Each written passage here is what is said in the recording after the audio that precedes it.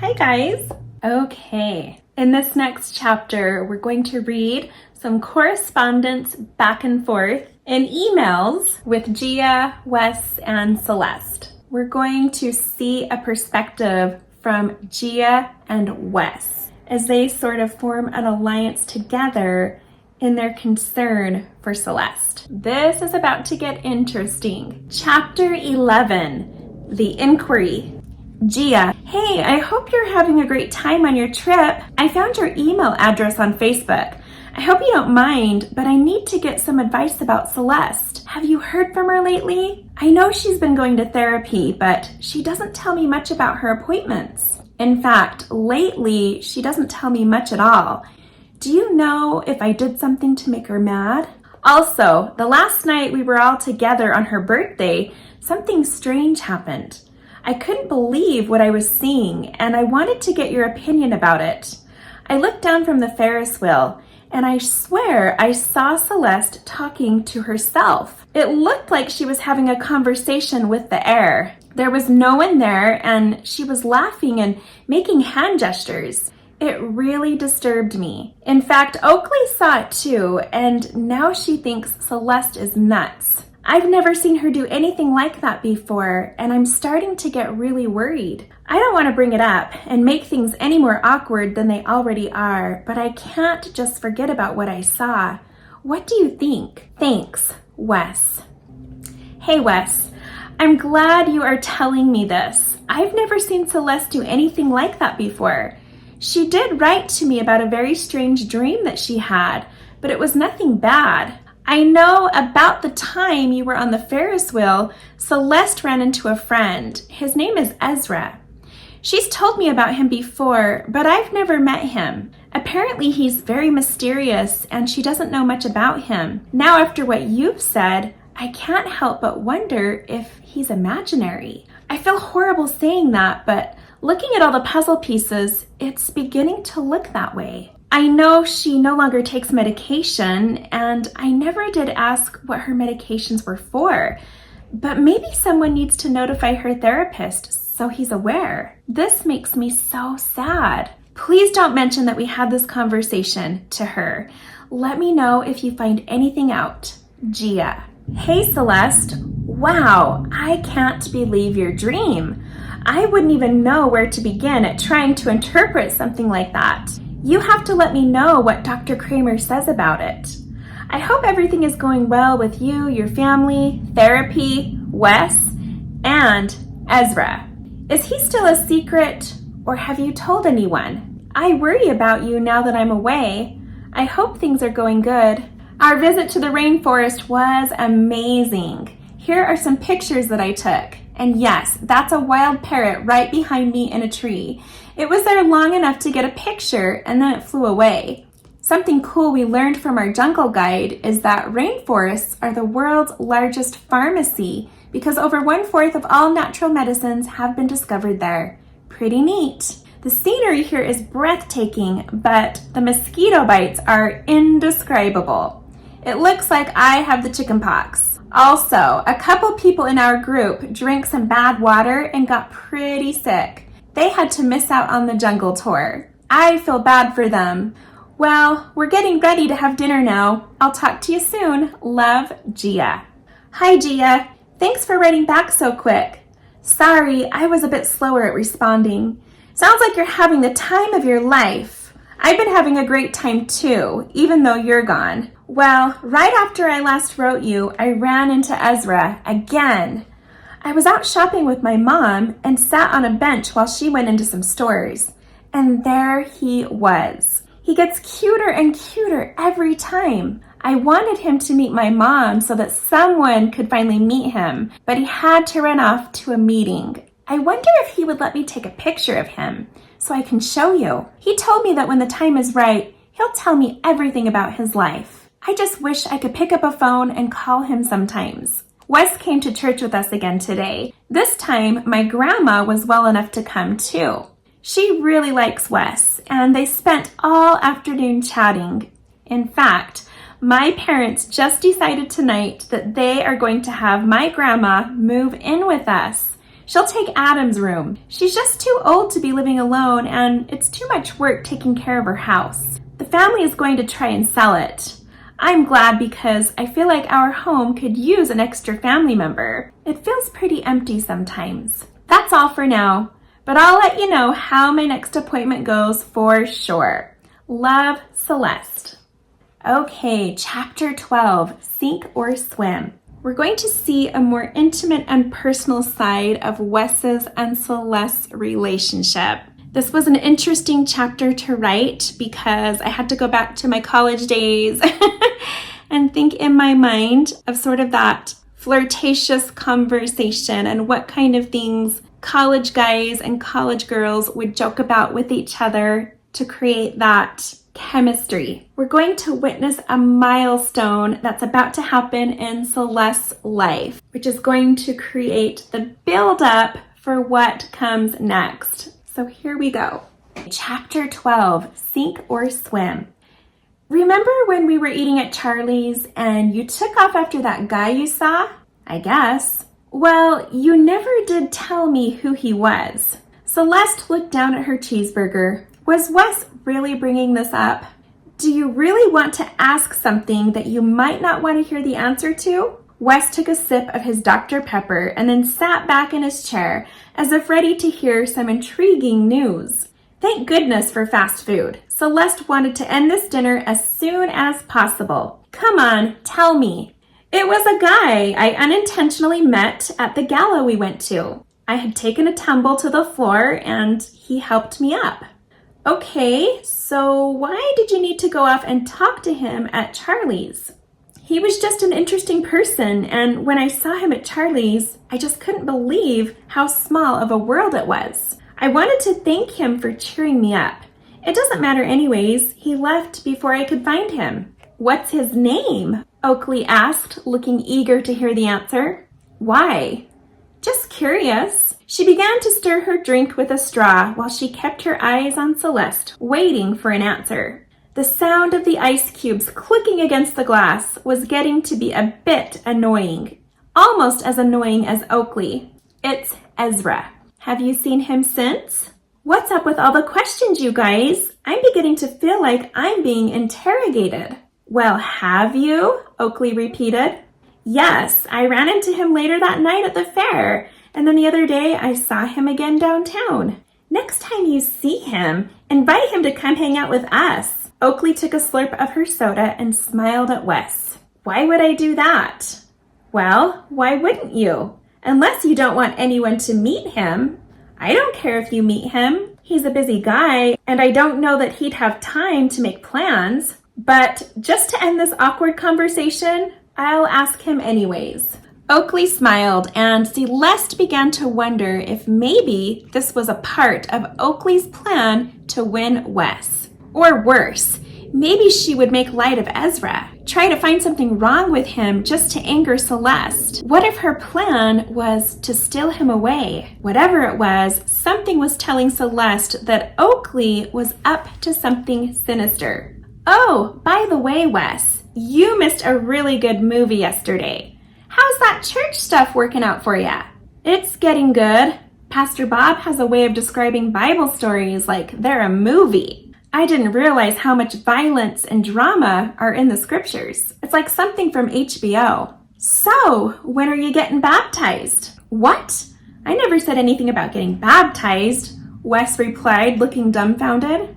Well, with how passionate you seem about it, you must believe it's true, Oakley responded. Look, I'm just being respectful. Something she obviously knows little about, Celeste interrupted. She was done with this dinner and done with Oakley. She stood up and took her tray over to the garbage can. No need to get snooty. I was just asking an honest question. Celeste could play this game. I've got an honest question for you. Why are you here? All right, ladies, let's call it a night. Wes stood up and cleared the table. Celeste opened the door as she looked Oakley directly in the eyes. Next time you ask me out to dinner, Wes, let me know who else is coming. I hate surprises. I thought the Bible teaches you guys to love your enemies, Oakley responded in a mocking tone. Yes, but it never says anything about having to love Satan. Okay, seriously, you guys, that's enough. They walked out to the parking lot and Oakley went straight to her car. Wes, the next time you invite me to dinner, I'd also like to know who else is coming. With that said, Oakley climbed into her car and sped away. Celeste looked over at Wes as they climbed into his car. What? She didn't know I was coming? No, it's not like that. I called you and you didn't answer. So then I invited Tony to get a burger after work. And then he canceled on me right as she dropped by the dealership. So I asked her if she'd like to come. You ended up calling me back shortly after, and I wanted to see you so bad. Look, I figured you probably wouldn't come if you knew Oakley would be here. You know me pretty well. Now that she's gone, what I really would like to know is, how are you doing? I mean, how are you really doing? Celeste rolled down her window. Suddenly, she felt a little claustrophobic. I'm doing really good. Thanks for asking. Good. Glad to hear. It just seemed like something was bothering you yesterday, and I just wanted to make sure. Actually, there is something that's been on my mind. You know how Pastor Bob was talking about forgiveness? Remember the part where he mentioned the atonement and how if we want to be forgiven, we need to forgive? Yes. It got me thinking about the guy who hit me. I never once thought about him, who he was, or how this affected him. I had this dream the other night that I saw him in his truck, right as he was hitting me. I could see the fear on his face. So when the pastor mentioned that, I thought about the guy who hit me. Wow.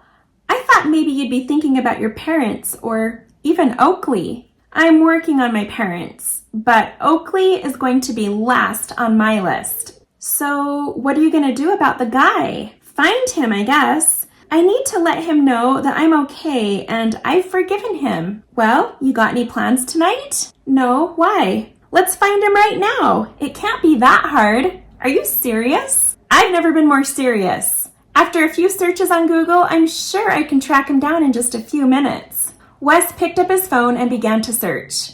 If I remember right, he worked for a furniture store. I think it was Olsen Family Furniture. Aren't they a family-owned business? Yes, which means he could be a member of the family. Celeste watched as Wes continued searching different keywords. I'm sure if we talked to my mom, she could check with our insurance agent, or we could get a hold of the police report. Here it is.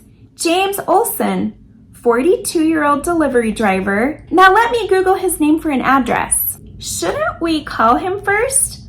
I don't know about just dropping by and surprising him.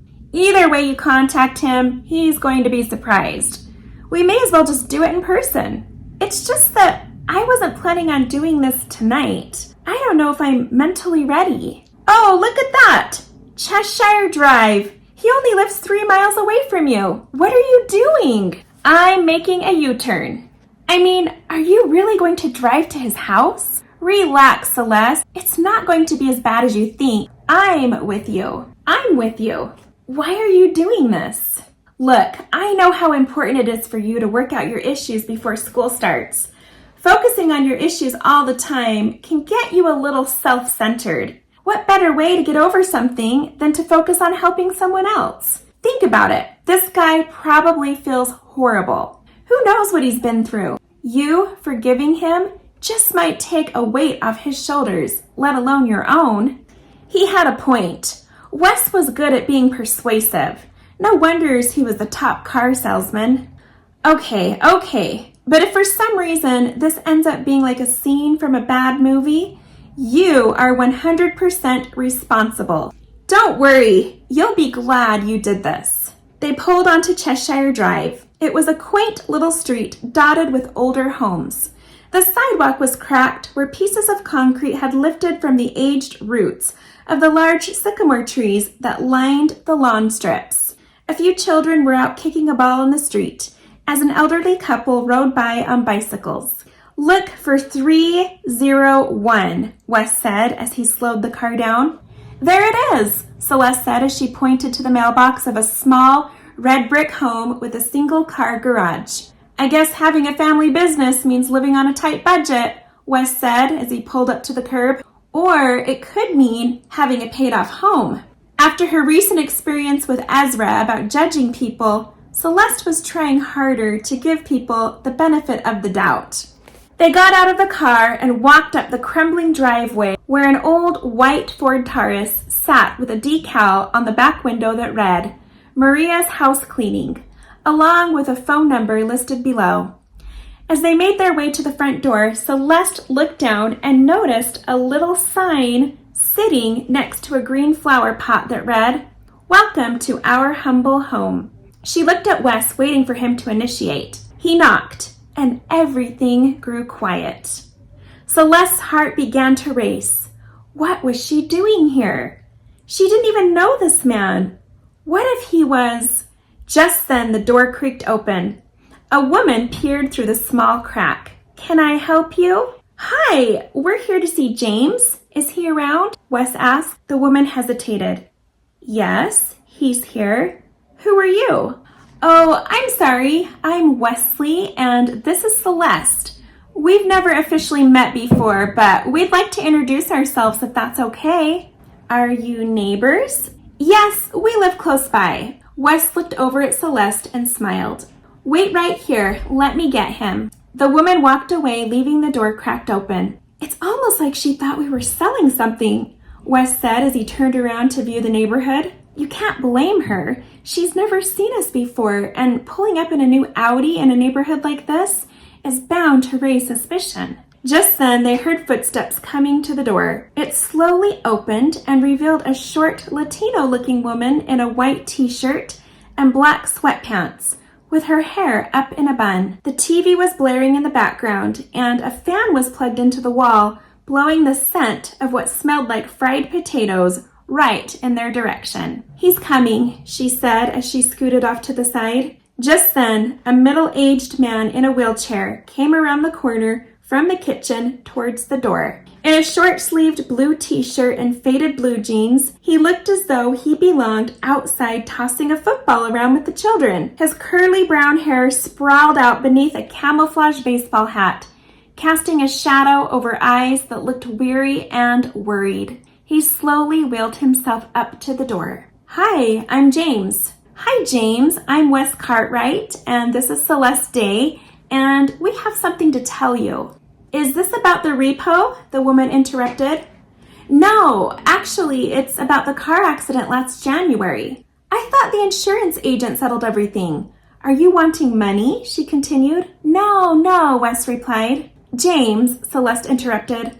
I'm the girl that you hit that night. The man looked up at Celeste, and his eyes swelled up with tears. You're the girl? Yes. I'm so sorry. Tears began to run down his face and onto his shirt. There hasn't been one night gone by that I haven't thought about that night and about you, the faceless girl. It's okay, James. That's why I came here. I wanted to let you know that it's okay. But it's not okay. James began to weep like a little child, his hands desperately trying to wipe away the rivers of tears rushing down his cheek. Look at me. I lost my job. The pain's just too much to bear, and I'm of no use to be working. I haven't qualified yet for disability. I used to coach my son's basketball team. They had to find someone to replace me. I've lost my identity, my whole life. He continued to sob. Celeste looked up at Wes, unsure what to say. I didn't ask for this. I'm a good person. I've worked hard my whole life for everything I have. My whole life turned around in one night. A patch of black ice, and now I can't pay the mortgage. I can't even take care of my family. The man hit his fist into the side of the wall, scrunching his eyes tight as his lips quivered. I'm sorry, the woman said as she turned toward Celeste. Maybe this isn't a good time for my husband. No, don't apologize. I'm sorry we came unannounced, Celeste responded. Just then, the man wheeled closer to Celeste and reached for her hand. She hesitated and then allowed him to take it. I'm the one who needs to apologize. There's something you should know. His wife looked concerned as she glanced at Wes and Celeste holding her hands tightly together. All day today, I sat alone in this house. I thought about all of my problems and worries, and I got scared, real scared. The thought of spending the rest of my life this way, I just couldn't comprehend it. I'd never felt so purposeless in all my life. I decided that it was just too much. And tonight, I was going to end my life. The man's shameful eyes now appeared to be pleading with Celeste, as if begging for her forgiveness. And then I cried out, asking God to send someone. If he wanted me to live this way, I needed a sign. I needed to know that my life had a purpose and meaning. Without a sign, I was going to end the pain. The man's wife began to cry as she looked down at her husband, shocked at his words. I didn't realize until just now that you are the sign. He sent you. Celeste felt something warm inside as she held the man's hand and forgivingly smiled at him. Your life does have a purpose, James. You're being prepared for something good, something that only you can do. Sometimes it takes some strong refining to get something pure and beautiful. That's what you are, James. You're beautiful. Thank you, he said as he continued to sob. I needed to hear that. Thank you, the woman said as she smiled at Celeste with tears in her eyes. James, that's all I really came to tell you. I wanted you to know that everything is okay. You're going to be okay. With that, Celeste smiled and waved goodbye as she and Wes turned away and the woman softly closed the door. Wow, Celeste, what happened? I don't know. That was so unexpected. You came to offer forgiveness and instead you ended up intercepting an appointment with death. How did you come up with those words? I don't know. They just came to me. I had no idea what I was about to say, but I could feel the words just pouring out. Well, it seemed to be just what the doctor ordered. Did you see the look on his wife's face? I'm still trying to make sense of it all. You know, that's the first time I've ever been able to prevent something bad from happening. Oh my gosh, and to think if I had put it off. Aren't you glad I pushed you to come here? Yes. I have to say for once, I'm not annoyed at your persistence. Celeste laughed as she climbed into the car. You know, I think you have a real gift with words. Whatever it was I just witnessed completely confirms what it is I love about you. You have this natural ability to know what other people need and to love them. I mean, when you really want to, like you just did now, you can move mountains and patch bridges like nobody's business. Celeste smiled as she watched Wes's eyes sparkle with enthusiasm. I never expected him to be impacted the way he was. I mean, after the accident, I never heard anything about him, and I never gave it much thought either. To think that all this time he's been wheelchair-bound, and here I've been complaining about having to go to a therapist? My scars are so minimal compared to what he's been going through. You see what I mean about forgetting yourself? Look at you. You're like a whole new person. Yeah, I know. I feel so different in a good way. Well, the night is young. I say we get to know each other a little better tonight. What do you say? Celeste looked at Wes completely stunned. Get your mind out of the gutter, Celeste. I'm talking about a date. It's been a while since just the two of us went out together. All right, what do you have in mind? Let's grab some shakes, go down to the lake, and rent a paddle boat. We can watch the sunset and just talk. Let's talk about whatever you want. Nothing off limits. Do you have an agenda behind this? It sounds a little suspiciously romantic. No agenda. I promise. Well, if you agree to do most of the paddling, I'm in. How did I know you were going to say that? Celeste couldn't help but feel like something wonderfully frightful was about to happen. Despite her anticipation, she decided to surrender herself to the wind. Whichever way it blew tonight was all right with her. She was 22 and wanted to start feeling her age again. After picking up 2 frosty cherry cheesecake shakes, they drove down to the dock and parked near the tilting rental shack. As a nearby family packed up their picnic basket, a group of high school kids ran past screaming and chasing each other with water guns.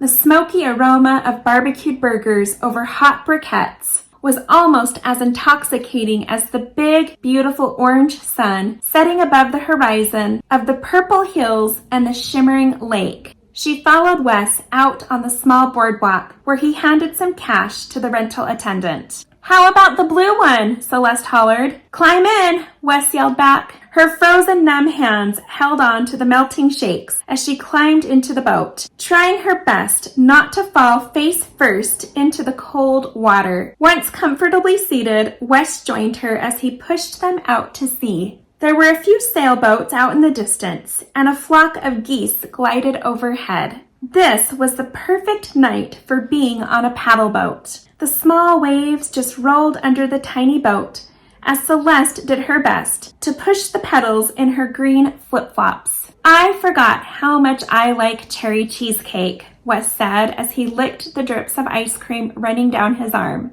"You know, just thinking about how many calories are in these and considering what we had for dinner, I think I'll be pedaling the entire time." "You, of all people, don't need to worry about calories." "Well, as soon as people stop worrying is when the enemy strikes. Trust me, a shake is not your enemy. It's your best friend." Wes dug his spoon deep and scooped out a lime-sized piece of cheesecake and stuffed it into his mouth. "This is what life is all about, the good stuff," he said, cheeks full of ice cream. Celeste rolled her eyes, trying her best not to laugh, therefore encouraging it. "So, now that I have you all alone, I want to get to know you better. Here's how I thought we could do this. We each take turns asking a question, answering completely truthfully. The only rule, no questions are off limits. You can't opt out of a question, and you can't ask a question until you've answered. Sound good?" "Okay, you go first," Celeste answered as she went for a bite of ice cream. "Since this week seems to have a forgiveness theme, I've been thinking a lot about that night with the Ouija board, which I think we could both agree was probably the stupidest thing I've ever done." "You think?" Celeste laughed. "I just want to know if you've forgiven me for that." "Yes, I have. It took a few days, but I got over it." "Good to know. Real good to know. Okay, your turn. Let's see. Where do you see yourself in 5 years?" "Oh, that's easy. My parents will have retired by then, and while they're traveling the world living it up, I plan to take over the dealership and keep the wheels in motion. Someone needs to slap Tony around a bit and make him work harder for his dough. I plan to be that person." They both laughed. "No, seriously though, I'll be a co-owner and manager. It would be nice to be married, have a house, get a dog, and to have at least visited Europe by the time I'm 28. What about you? Where do you see yourself in 5 years? Hey, can't you come up with your own questions? No questions are off limits." "Oh, all right." Celeste looked off at the setting sun as she gathered her thoughts. She knew exactly where she saw herself in 5 years, but wasn't prepared to tell Wes. "I guess I see myself possibly married with a master's degree, either working as a school counselor or having a private practice far away from here. Maybe on the West Coast.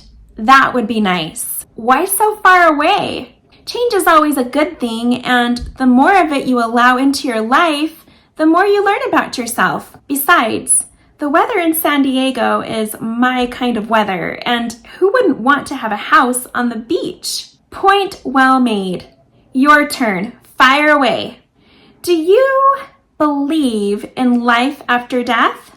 "Is that a trick question? If I answer yes, then you're going to tell me I must believe in a higher power, right?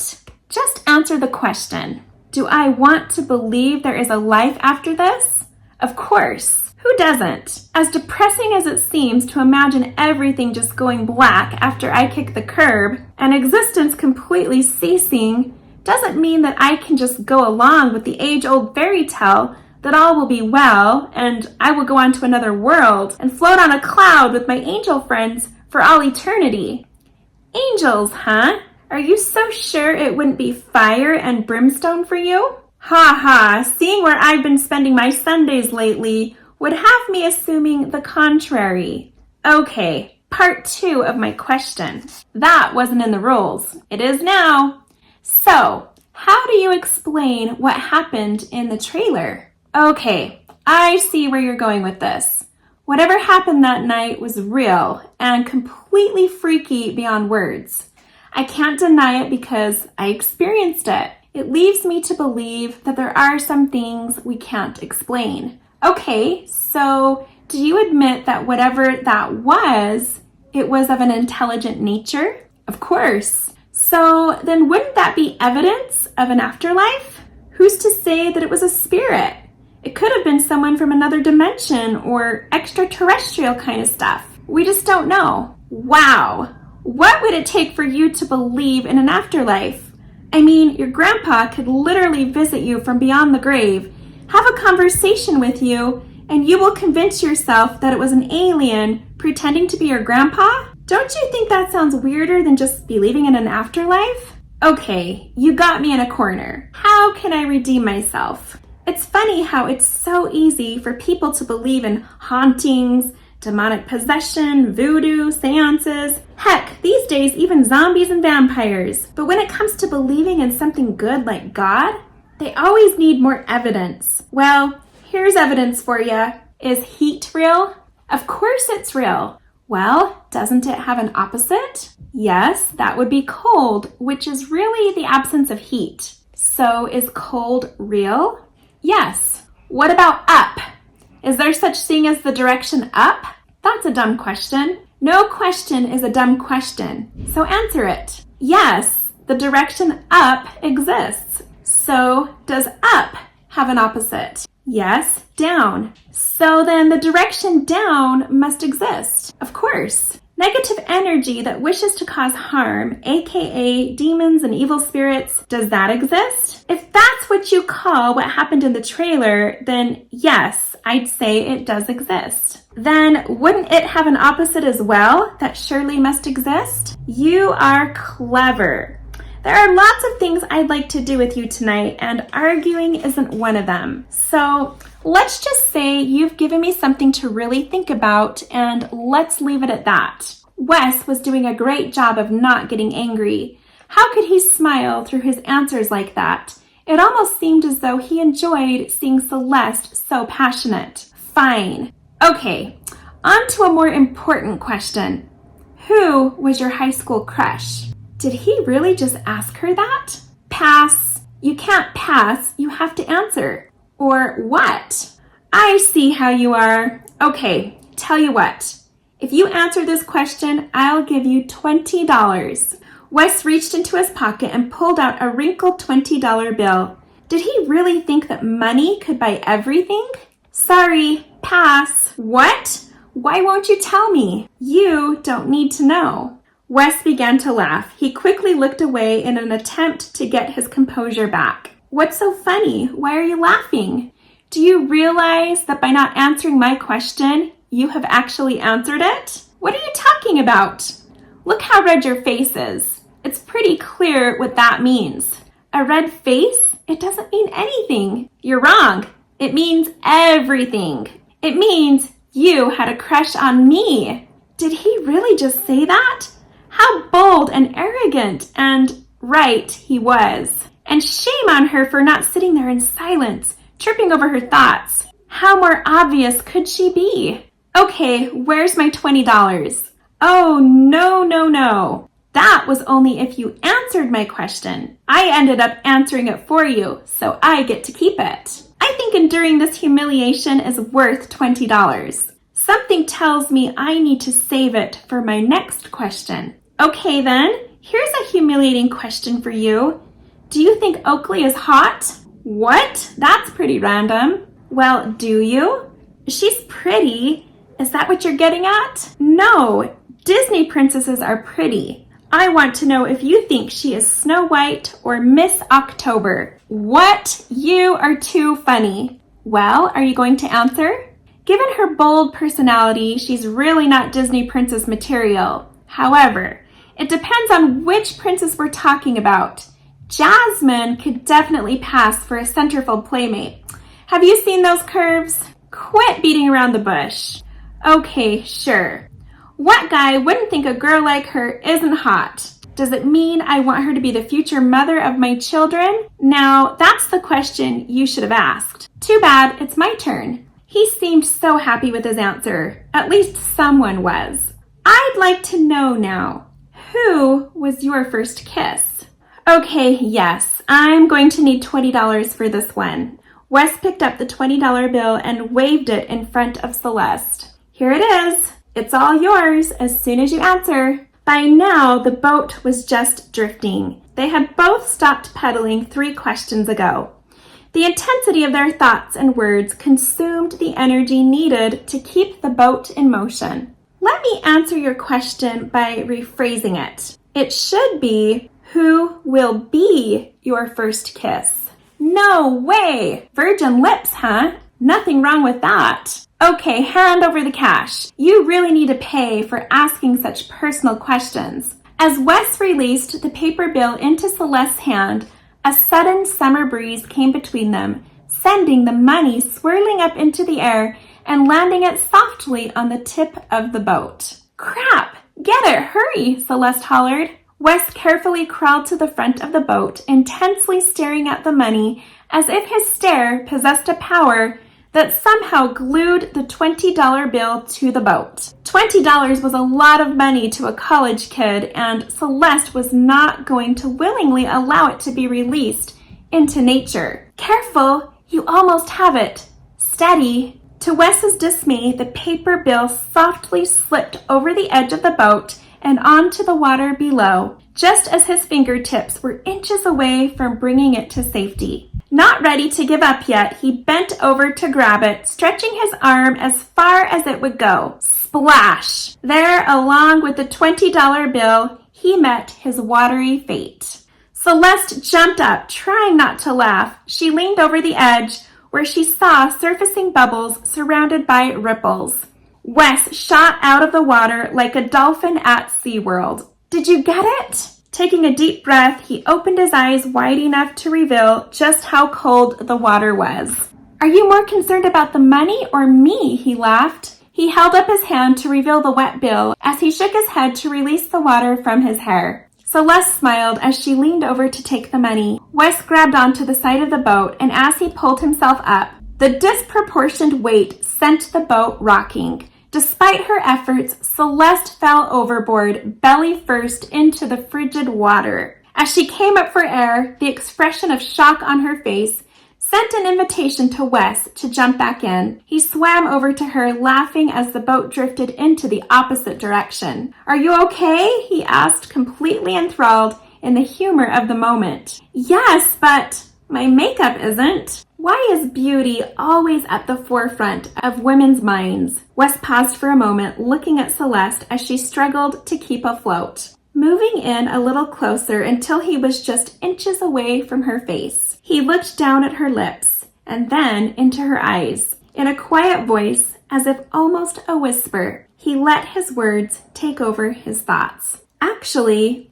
the way you look right now, you've never looked more beautiful. Like a magnetic pull, there was no stopping it. Celeste leaned in and closed her eyes until she felt the warmth of Wes's lips against hers. The moment she had dreamed about all of her life was finally happening. It was happening with the guy she had dreamed about all through high school. She didn't care that she was wet, that she had lost her $20 bill, or that her mascara was probably running down her cheeks. And suddenly, she wasn't so cold after all. In a matter of seconds, it was over. Just like that, her life had been forever changed. She didn't realize how much she had missed out on all these years. But one thing she knew was that the movies had it wrong. It wasn't all about the first kiss. The anticipation for the second kiss by far exceeded the first. It was all she could think about now, with the buildup of a monumental milestone now behind her. Replaying it over and over in her mind as Wes helped her back into the boat was all she could do to convince herself that it had really happened. If I knew that we were going to get in the water, I would have brought some towels, Wes said as he pulled off his shirt, wrung out the water, and laid it over the seat to dry. Celeste's teeth began to chatter. The sun had now gone down and the moon was beginning to creep up through the trees. "Come here," Wes said as he extended his arm out to her. Celeste stood up and moved in, taking a seat on his lap.